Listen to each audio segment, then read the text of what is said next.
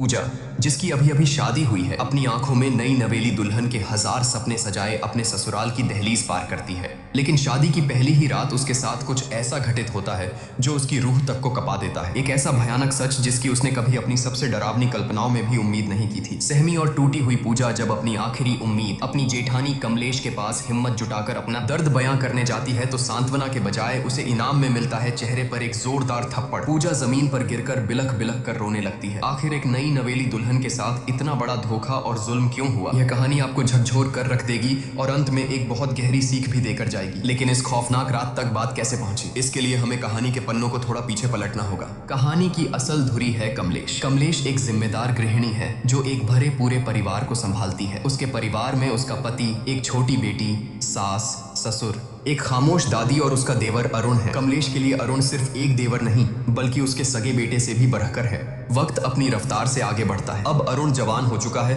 और पूरा परिवार उसके लिए रिश्ता देखने जा रहा है। जिस लड़की को देखने पूरा परिवार जा रहा है उसका नाम है पूजा। इंग्लिश ऑनर्स में बीए कर चुकी पूजा अपनी बातों और आत्मविश्वास से सबका मन मोह लेती है। जब वह अपनी मीठी आवाज में एक अंग्रेजी गाना गाकर सुनाती है तो मानो पूरा परिवार उस पर फिदा हो जाता है। अरुण तो जैसे उसे देखते ही अपना दिल हार बैठता है। लेकिन इस पूरे कमरे में एक शख्स ऐसा था जिसके चेहरे पर खुशी की जगह एक उलझन थी। कमलेश को पूजा का यह मॉडर्न और बेबाक अंदाज बिल्कुल रास नहीं आता, लेकिन अरुण की खुशी और उसकी जिद के आगे कमलेश को झुकना ही पड़ता है, मन मारकर ही सही। वह इस रिश्ते के लिए हामी भर देती है। उसी दिन चट मंगनी पट ब्याह की तर्ज पर धूमधाम से रिंग सेरेमनी हो जाती है। पूजा की उंगली में अरुण के नाम की अंगूठी सज जाती है, लेकिन किसी को नहीं पता था कि यह खुशियां सिर्फ एक रात की मेहमान है। अगली सुबह कमलेश अपनी सास के साथ ऑटो से कहीं जा रही होती है। अचानक रास्ते में उनकी नजर एक भारी भीड़ और शोर शराबे पर पड़ती है। कुछ लोग सड़कों पर विरोध प्रदर्शन कर रहे थे। तभी भीड़ के बीच कमलेश की नजर एक ऐसे चेहरे पर पड़ती है जिसे देखकर उसके पैरों तले जमीन खिसक जाती है। वह सरेआम भड़क उठती है और हुक्म सुनाती है कि ये सब नौटंकी तुरंत बंद करो। गुस्से से आगबूला कमलेश आगे बढ़ती है। पूजा का हाथ झटक कर पकड़ती है और उसकी उंगली से सगाई की अंगूठी बेदर्दी से खींचकर निकाल लेती है। एक ही पल में,